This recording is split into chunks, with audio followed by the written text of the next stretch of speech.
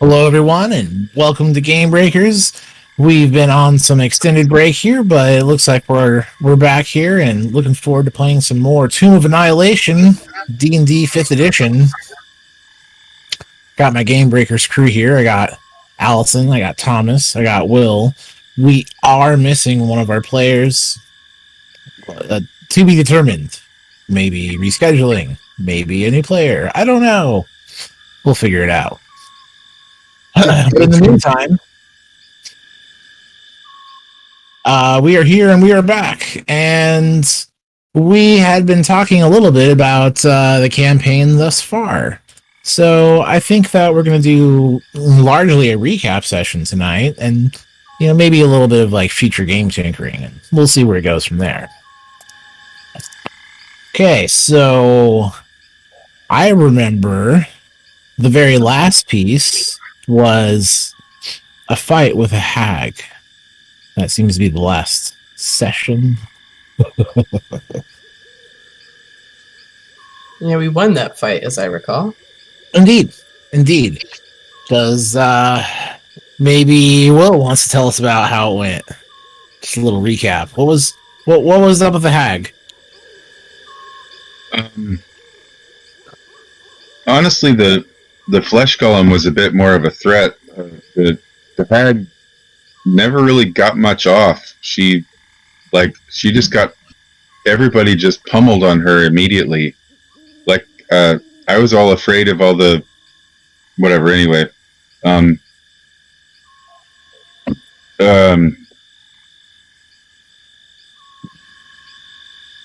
feel like I should look at my notes. Been a long time. I have brought back our map from that. Apparently, I guess Iku was really upset at the hag Nanny Poo Poo and really wanted to make sure that she was dead because he had completely wiped out a village or two that Iku knew about that visited. And we did find a whole lot of bones. Didn't we find a big pile of skulls and stuff? Indeed. The polished and picked clean bones and skulls of all the Choltian humans lined up at the gates out front. And inside was eerily empty and quiet in Mbala. I've brought the map up now, the map of the town, Mbala. You're right. And then in typical fashion, there's a cloud of flying monkeys, right? And they're supposed to be this big threat, but then Wayne just becomes buddies with them. So the whole threat is just like, we don't even have to fight them. We're just like, hey, let's be friends. Well, Wayne makes friends with the monkeys, so that's handy. Once again, good berries, the most broken spell in the game for this particular setting. Right, the ranger has his beast speech ability, so yeah, that was just like, you guys had the flesh golem, I will take all of the flying monkeys. Hey guys, want some good berries? Who's hungry? Your boss is dead. Want some food?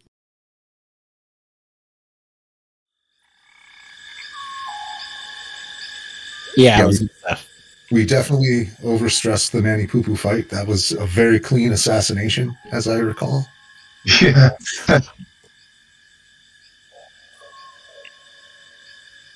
Indeed. Yeah, actually, I almost wish we had given her a couple rounds to just see what she could do before we, like a cat plays with its prey before it fully kills it. That makes me sound really evil. I don't. And I'm the cat. That's the.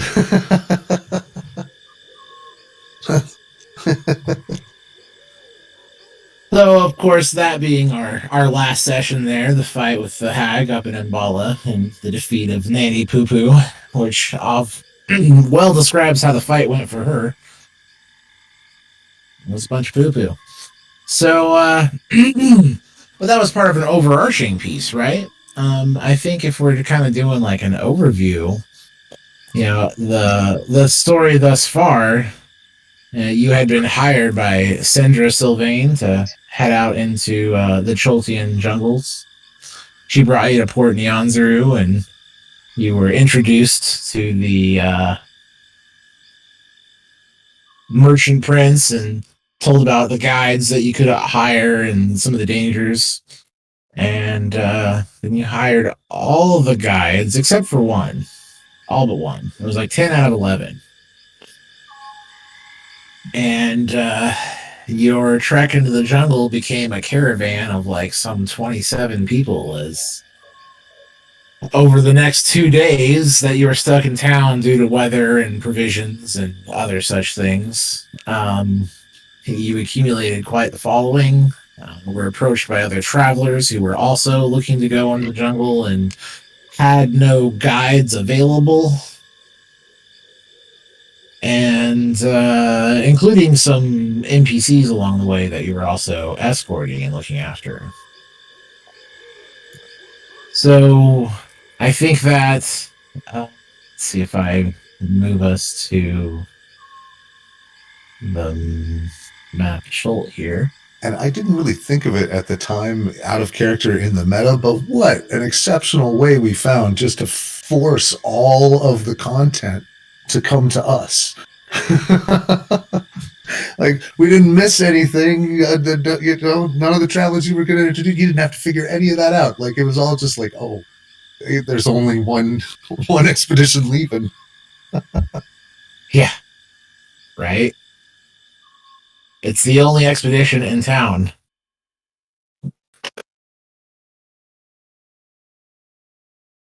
And you'd started up here at the north at Port Nyanzaru. There was discussion of chartering boats somewhere or traveling into the woods, but your first stop requested was up here far in the north, just down the river. And thus began your jungle treks. And learned of some of the dangers traveling through the jungles, the oppressive mosquitoes, dangerous waters, diseases, zombies. Although they're mostly on the east side of the river there. You guys did a good job trying to avoid all those. Got attacked by some Gorillians, Grung.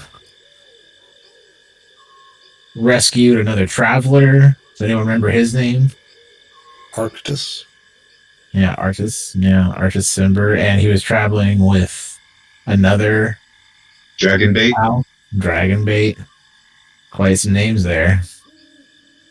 And of course, it wasn't until after I came across these names that I realized they're like Forgotten Realms celebrities. I was like, oh, these guys have been everywhere and done everything. Okay, got it. This is our chance to murder. And the Expendables? Is that the movie we just made? Too funny. And of course, continuing your travels, you had made it to Camp Righteous and you found the shrine. Does anyone remember what that shrine looked like? Carrying an alligator, right? A man carrying an alligator? Yes, that's right. I forgot the story, though. Interesting symbology. Yes, when you got... My notes for Camp Righteous include giant snake tried to eat the boat. We scared off a giant critter, and then we ate lunch. And then we killed some Gorillians. Gorilla lions? Gorillian, yeah. Gorillians, and then met some Aarakocras. And we met a Guardian Naga. That's my notes for Camp Righteous. Like, that was kind of on the way there, right? So yeah, on your travels to Camp Righteous, it was actually from there that you split up and then went different directions. Right. Yeah. Camp Righteous. I have brought the map up here, and we have the picture of the crocodile riding on a man's back. And there was that story. Amulet of Vorn. And you went through the creepy shrine with all the giant cobwebs. There was no giant spider, and you got the alchemy jug. the shrine was prayed over and acknowledged by the priest, the acolyte, priest in training. And there was also something else that happened after you exited. There was an attack by some animals, a horn, and creatures showed up. Oh yes, the biting ant kobold den with the catapult for their village if they'd only had time to use it. Yeah, that happened next, right? There was a small band of them watching over the shrine, and they tried to ambush you on your way out. And seeing that you were unhurt and had everything, and still in the same numbers, they decided to call in some reinforcements and called in some animals and some zombies and some dinosaurs, right? Actually, and then of course Wayne made friends with the dinosaurs, which is cool because it saved us some walking. So that's when you pinned down the goblin. It was found by Wayne. Right. We saw him sacrifice a few of his goblin bros before he was finally taken down. The others scattered, and you grabbed him and brought him back and had a chat with him. And that was also when there was the discussion from artists about the trip northward. There was the village of Yellyark, something he was going for. Also, the Aarakocra were traveling to Yellyark. That's what brought it forward. Yep. So the party split. The Aarakocra and the team and artists and Iku. No, not Iku. Yeah. No, Iku went with us. As well as the one Wayne keeps flirting with. Hold on, let me pull up the features and monsters, clear handouts, named NPCs. Azaka, there we go. Yeah, Azaka. Right, Iku and Azaka both traveled. And so Iku, Azaka, artists, and the team, they traveled north. Pull you back to the map of Schult here. And it was on that trip that was from Camp Righteous over here to Yellyark, while the rest of the crew traveled downriver by boat, and you were going to meet up at Camp Vengeance. So the Camp Vengeance was the next meeting point. You guys went to Yellyark and then down. At least that was the plan. You went to Yellyark, and, well, that was a lot of fun. That was the Goblin Village. I'm pulling up the map here now. Is this the one with the diagram in the top right? Yeah. Yes, it is. Which is route, right? Right, and that's how up at the top right. There's the diagram. There's the diagram. The turret. I'm just gonna try to zoom in on it for those of us here, so we can see mechanism explained. Let's see if I can do that. Yeah, here we go. I also like it assumes that just at least one goblin's just not gonna quite make it. Not making it. That is just too funny. So yeah, the whole thing is on a snare trap over a net, and so it is pulled and flung and released to be thrown somewhere in the jungle. And so that's their escape mechanism to get away. But we had heard about that ahead of time, so we disarmed that first thing. Right. Step one, no escape.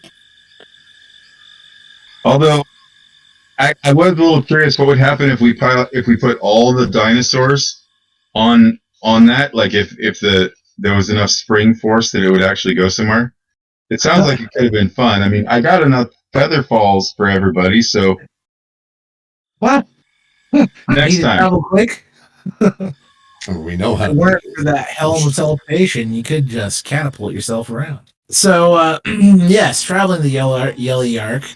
It was a day of walking through the jungle, which became a parade of dinosaurs.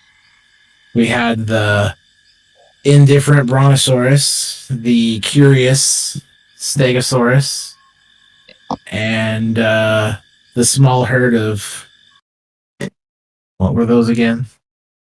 I forget. Ankylosaurus. They're two-legged walkers. Platosaurus. Something. Maybe. Some two-legged walker. Right, it walks on two. Upright, kind of. Angry Barneys. So the parade through the jungle of dinosaurs, and then that's when you were attacked by a giant spider. All right, we got the parade with the most broken first level spell in the game. That's good berries. Yeah. Hey, little fella, you Another hungry? case of like, hey, big guy, want Cooper? Who's hungry? Who's hungry? Oh, who's a good Apatosaurus? You are. Who's going to be our land boat? You are. So the party rode the indifferent brontosaurus, and it was hilarious to watch. And many of them were dispersed by the giant spiders. Spiders and giant spiders, and Arachne, the legendary spider queen, which was totally homebrewed. Because the previous session, after clearing the shrine, where's the giant spider? I'm like, flip back. Right? There's bones here. There's Next time on Gamebreakers. So you caught the spider on its return hunt the next day, and I think I had modeled that one on a young red dragon. Played some fun with the breath weapon, made it webs and layers and legendaries, and it was pretty scary. I think I did it just right. Cliff went to 1 hit point 3 times. I let him go down once because he would, like, if I healed him then, it wouldn't have been enough to take the hit. So one hit point go down, then is as good as the same. So once he went to 0, though, then I could heal. It's like, oh no, back up you go. Yeah. There was 1 0 and then up, and then there was the once a day instead of going below 1, it's just at 1. Good job, orcs. And then got a little bit of healing and took another hit and was at 1. And was like, oh. So, and it was finally down because that was the clutch move with that chill touch. Because that thing was regenerating from bites, and it was bad. Yeah. Big monsters healing themselves is like we're supposed to heal ourselves, not them. That's not fair.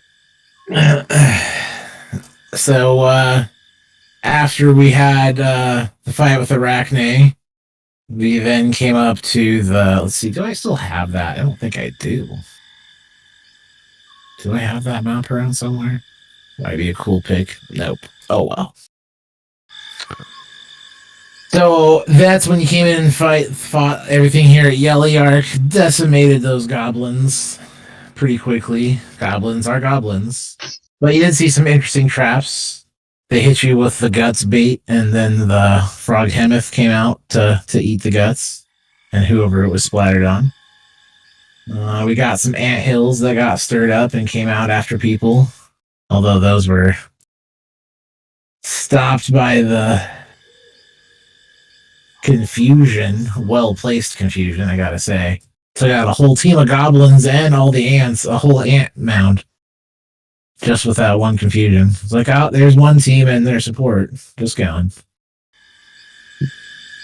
And after most of them were defeated, it was like the one that you'd met before, Ratsy, running off with his mom, and they try to get on the boat. The boat's blown up. The queen is drowning in the river from Tasha's hideous laughter and can't save her way out of it. Oh no, she had my boot on her head. I shot that thing and then ran next to the arrow as the yeah, you did. And Ratsy came out and made the plea, please don't drown him, Mom. You walked away and let him be, and the Iracroca finished him off. I won't drown your mom. I'll let these birds kill you. Also, it may be obvious to many people, but Chippy hadn't realized how hard it is to fight swarming ants with a rapier. Ah, yeah. There's Yeah. It's tiny little shish kebabs. that. Huh? Like, this isn't the right tool for this. Swarms, just in general. So you had helped the Aarakocra, and put an end to the biting ant tribe of goblins here in Yellyark. And I think it was after that that you then took to. Yes, that it was at the end of that fight that it was that Iku had asked you to gather. She wanted to bring you to the Guardian Naga, and said that she had been in contact with her friend and that they were gonna travel via plant to allow us to travel there at sunset. And you went to the tree and traveled through, and that's when you came to. Oh, do we remember the name?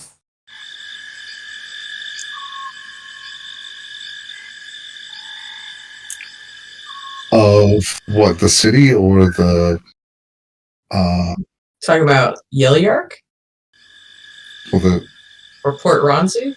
the city was Orlunga. I'm looking through my notes to see if I can find. We were arriving. My last note has us arriving in Mabala. Yes, yeah. That was, Okay, so she had. So instead of following your plan of leaving Yellyark up here, you ended up traveling via plant at dusk and arriving over here in Orlunga. And it was there that Iku told you that you had to ascend the tower to meet the Guardian. You had to overcome the obstacles, and you couldn't be helped by her. And that she couldn't join you as she had already been there once. we're still in the goblin. You said here.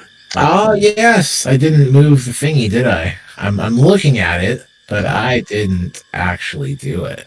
Here we go.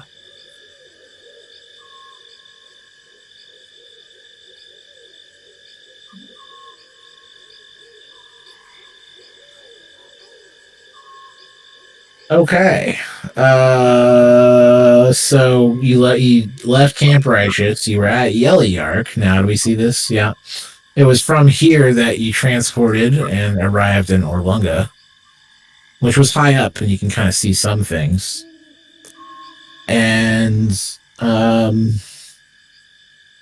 the tower.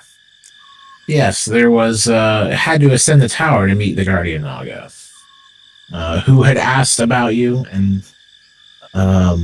Iku had suggested that you go and get your answers from her. Daja Baza. Yeah, that one.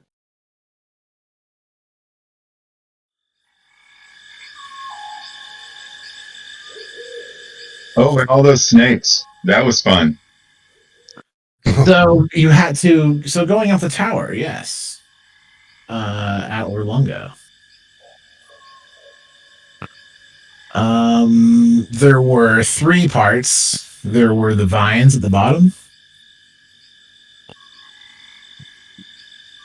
and there was also some other people that you met while you were there at the camp. Do you remember that? Chewinga? That's where you encountered the Chewinga. You had been given the heads up to expect Chewinga. To heed them. Heed the Chingwa. Yeah, the Chewinga. And it was from there that you had some interesting encounters with them. I think they stole someone's hairbrush. Wayne played some music for him. They tried to stay out of sight. They stayed out of sight, but would sneak around and try to do things and try to watch. And eventually, each of you had some sort of positive encounter with them, and It was then when you would approach the steps that, after attempting to ascend the stairs through the vines, which seemed to move towards you and scrape at you terribly, no one could survive the 20-foot walk up. It was terrible, just in the first few feet. But after failing, the Chwinga came and showed how the flower will let you pass. Presented the flower. Each of you then went out and searched for some flowers and followed and were able to overcome the first steps, but that's when you encountered the stairs that were crumbling, and every time you tried to go up the stairs, they would crumble and fall apart and slide down. And the Chwinga from earlier, the one with the mongoose mask, it shows how to use the flower and presents a red parrot feather. And it shows you how to ascend the stairs. And at the top, as mentioned by Will, was the snakes. And how did you get past the snakes? I bet Allison remembers that one well. The snakes. I do remember the snakes. How did we get past the snakes? We had to eat them. Oh, did we? Oh, that's right. Oh, gross. I remember that now. You had to pet it with you had to bop it on the head with flour, pet it with the feather, and then lay on the ground and slither, and it would crawl in your mouth. Yeah. I had conveniently forgotten that, I think intentionally. Yeah, it was horrifying because it almost killed you. It was the first time in almost 30 years of D&D I've ever seen someone almost vomit themselves to death. It was bad. Pound save. And you couldn't do it. It fought its way back out. It's gross. Oh. And then at the top, you did meet the Guardian Naga. You found this tower. You're at the top of the ziggurat. It is ancient and crumbling and old, and you see the fallen leaves and detritus and dust, but as you go in the room, it's like you're magically transported somewhere else. And you see that you're inside the ziggurat, but it appears to be the same place, but the surroundings is a city. Everything is clean and alive, and there was the Naga. And the Naga answered some questions, and then also asked a quest of you. Do we remember what that quest was? We go kill the big bad guy. Uh-huh. And I guess he's kind of a snaky Frankenstein thing, like he's different parts sewed onto each other or something. Yeah. Pretty gross. Huh? Let's see.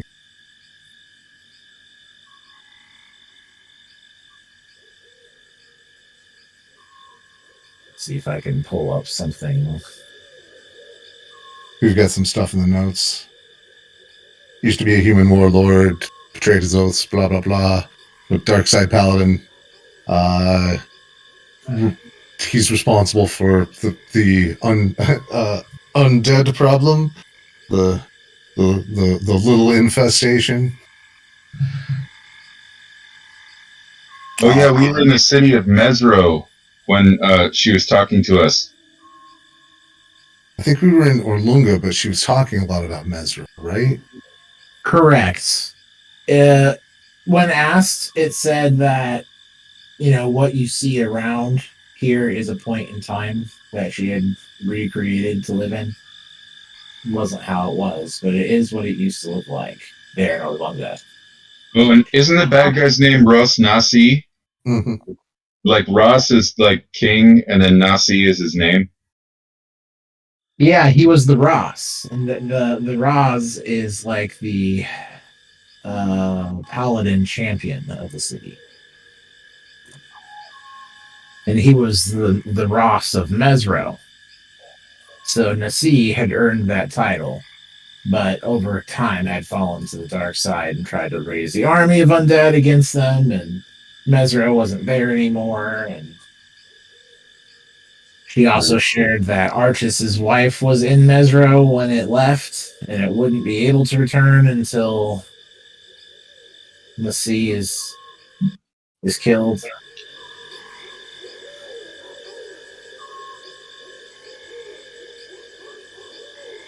Yep.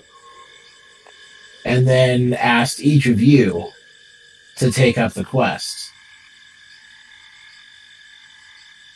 to kill the sea.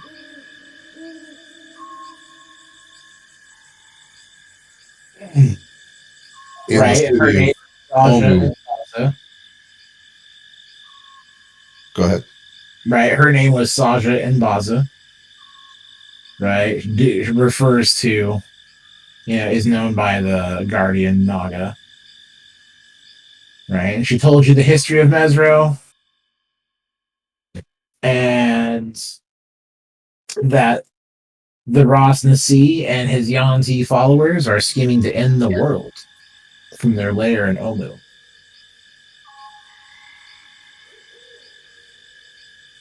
And she told you that, it lies to the south, between the peaks of Flame and the Valley of Lost Honor, and she knows it's sunken below the level of the surrounding jungle. So the best way to spot it will be from the air or nearest high ground. And she urges each of you to kill him, both as punishment for his past atrocities, but also to prevent any recurrence. And then she gave you a charm also. Now, once you left the shrine, you saw that it was immediately returned to its old and abandoned site, but you were not able to re-enter. Or entering the room, you found only the old and empty room, and not the lair.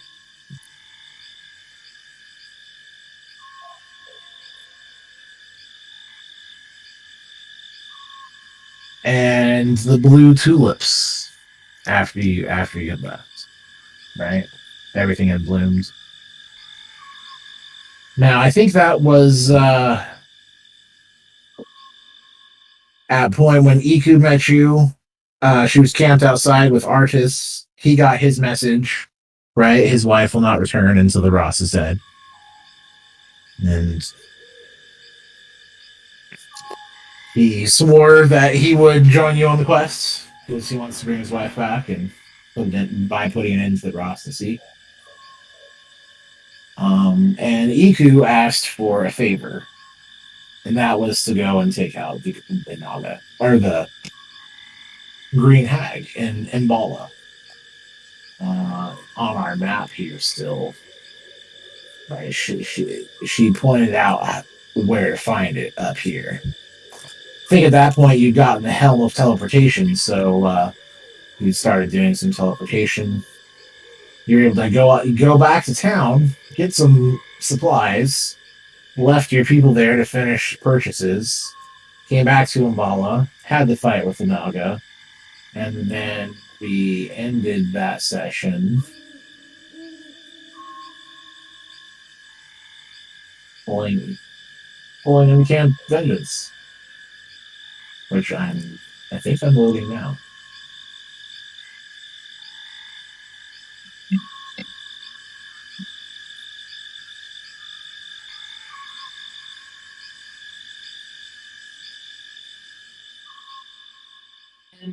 That is about our recap of how the campaign had gone thus far. Gets us caught up in the story. So, for those of you just checking in now, well, we talked about what we did. You can see all of our episodes. They're up on our. You follow our Gamebreakers link there. We've got our YouTube.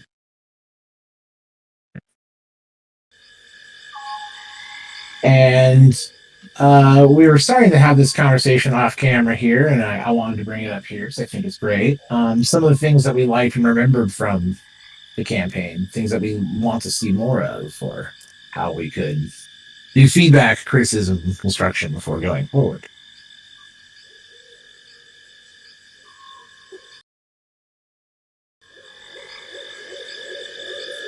Can we play every day?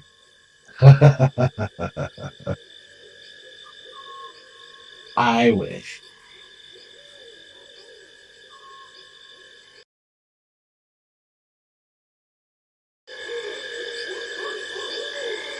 Yeah, my life has been too devoid of D&D as well. I feel that. Definitely. I definitely missed it. It was I had a blast doing it, and I think we've really gotten to the juicy part of the campaign here. We finally actually know the story. We know the name of the big bad and where to go and where to get and how to get them.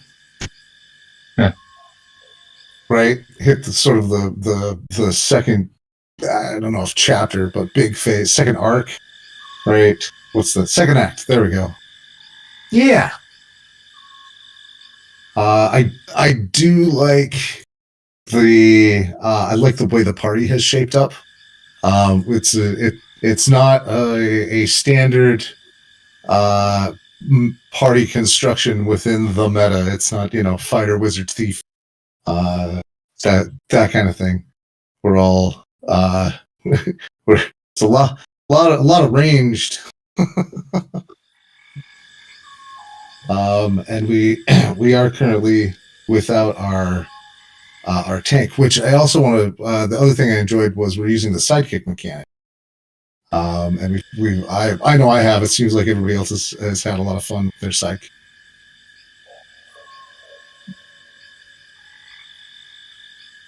Yeah. It's definitely inspired Will to get some art going there about his character and sidekick. That's cool.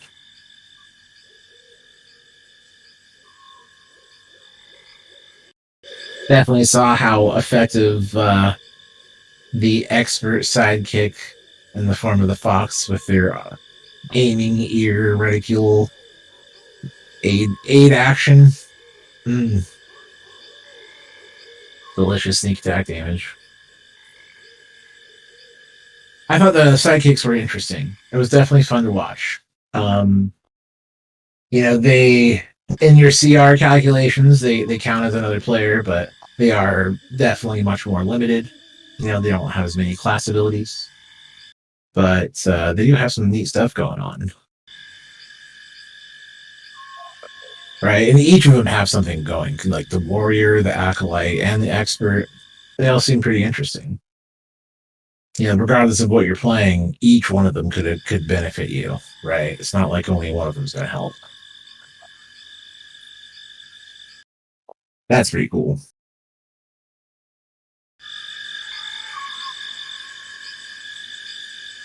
Yeah, I was surprised how strong the sidekick classes turned out to be. I mean, they're definitely a little bit more restricted than the main character options, but not as bad as I expected.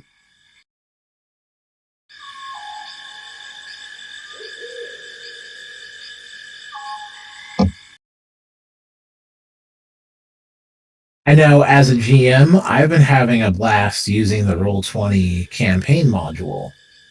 In the first few sessions, 3 or 4, I was creating my own art from screenshots and trying to set it up on Roll20.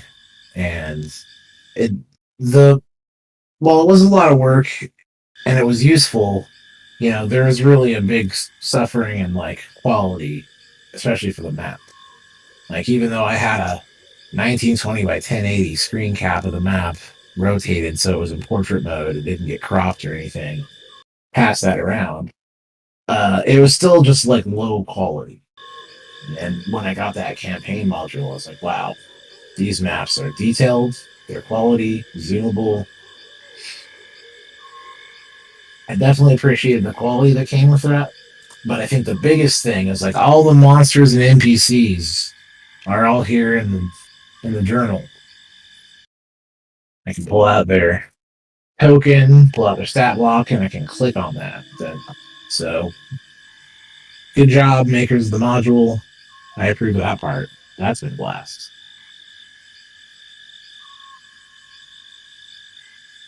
I also think it's been cool to watch, how the game develops as the party goes through. It's not just about like murdering everything in sight. Not the murder hobo approach. Yeah, not how we play. I think it's something that stands out in the Gamebreakers crew, right? Question the scene and why is it going this way and how can we do it better? The sword is not the first or last answer. Good Barry. Good Barry.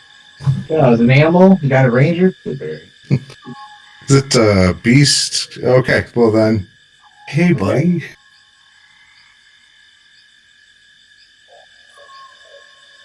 Yeah, you've so overused Goodberry, and now I see other people that you game with doing it. Like I hear over here your other games, so I'm like, good, like just free like food that satiates you. Like man, that just solves so many problems. Tastes good. It heals a whole hit point, which for a commoner is like 30%, 10 to 20%. That's right. They're crippled from one hit point of damage. Like I'm half dead. I've lost half of my respiratory organs from that one blow. I do also like just that. I mean, you called out that we do things differently, but we couldn't do that if you weren't flexible as a GM and able to take the scene in unusual directions or play off what we just observe of like, why there no giant spider here? It's clearly a giant spider lair. Do we see any giant spider tracks or any? And the module just like, no giant spider. We put the gun on the shelf, tipped our hat to Mr. Chekhov, and then just walked the fuck away. Yeah, it was like that. It was. I also thought it was a lot of fun to homebrew stuff too. Right. I think I put it like both. Not only did I homebrew something, but I like put it right at the challenge level of where it was like took the whole party to be on point, doing well to do the job. And even then, I think you had to like flex on the fly when we showed up with a dinosaur parade because of Goodberry. It's true. I had a battle map and I had the giants. I had Arachnid, Spider Queen, and I had like a couple giant spiders, some 10-foot, some 2 square spiders and 1 square spiders, and I looked at the map and I was like, "There's like 18 of these 2-legged dinosaurs, and there's like these 2 other dinos, and one of them's huge, gigantic." I do think we would have gotten to a point. Grabbed all the minions, and I was like, quadruple the minions. I do think we would have got extra points if we had stopped and camped out and made armor for the brontosaur out of the spider's carapace, and like had them all dressed in spider parts when we charged the goblin lair. But whatever. Next time. Well, might be where it's probably not that hard to track him down. Like, probably didn't go very far, and it's not stealthy. And we did specifically take the armor out of the chitin. I remember that was one thing we looted, although I think we had already had a chance to go to town and commission an order. Yeah, a bunch of stuff for our trades and various things. Like we did manage to cash in. Oh, we got a helm of teleportation. That's how we could. Right. From Mbala? Yeah. One of our ridiculous. But yeah, so basically, like, if we're talking about, like, if this were Diablo, it's like, oh, now we have a portal home device. Ding, town portal. There's a part of me that now that we all have like G's, how's it pronounced? Geish, a quest. How did you say it's pronounced? There are different. Yeah, there's Giz or Gesa or Gish. Right. Yes, different appropriate ways, but the Gish was mentioned as a possibility. No one was put under it. Because I was going to say, it might be fun. It might be a fun side adventure to see how long we can fuck with the Naga. Just like go do other things and see if we can get her to, like, I don't know, teleport to us and be pissed off at us or something. I mean, I don't know, sort of in a pranky way. Of course, we got to kill the bad guy. Well, if we had the Geesh, the problem would be the psychic damage we're taking every day we fuck around. She doesn't have to teleport to us. We just... Yeah. That was the other piece that was significant about Imbala, is it was one of the tallest points around. You got a bunch of viewpoints that were opened up. Things that were unlocked. You can see a landlocked shipwreck for some fucking reason. Yeah, there's a shipwreck stuck in the trees. Did I hear the next campaign is Spelljammer? Is that what you said? That sounds like so much fun. When are you running it? I just stumbled across my old Spelljammer set from, it would be the early 90s. And it's not worth anything anymore, so we might as well play it.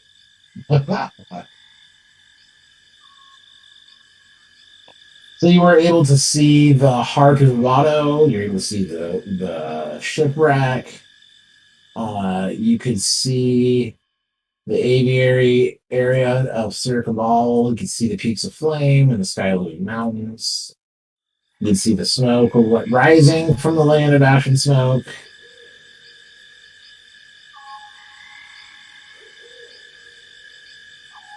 So yeah, there was a bunch of viewpoints that came out of it, which was cool. And then just what a piece that Shregon found interesting is there at the very southern end, this very bottom of the map here, the snout of Agramar. That's where the Tortles come from. The last character I played.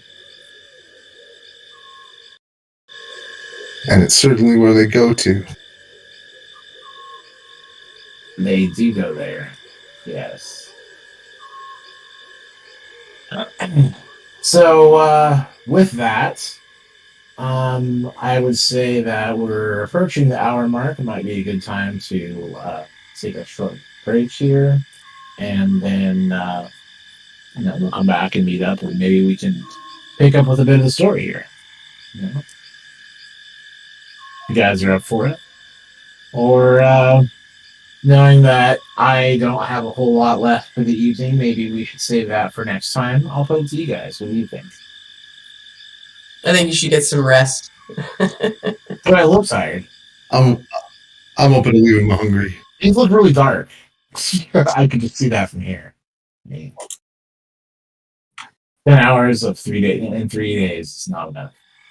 No. Yeah, I feel like now right here's a good place to clip it until next time. All right. So I will go ahead and just move us off to the Camp Vengeance, which is where you had spotted and teleported yourselves down to. You saw your crew pulling in. You touched down there, and that's where the game had stepped off, and that's where we'll have the maps for next time at the same Gamebreakers place and same Gamebreakers time. So, it's great to be back. Catch us next time. We'll get into the D&D action, see what's happening in Camp Vengeance, and hopefully you've gone back and watched the earlier episodes so you can be as caught up as we are. And until next time, have a good game. Bye!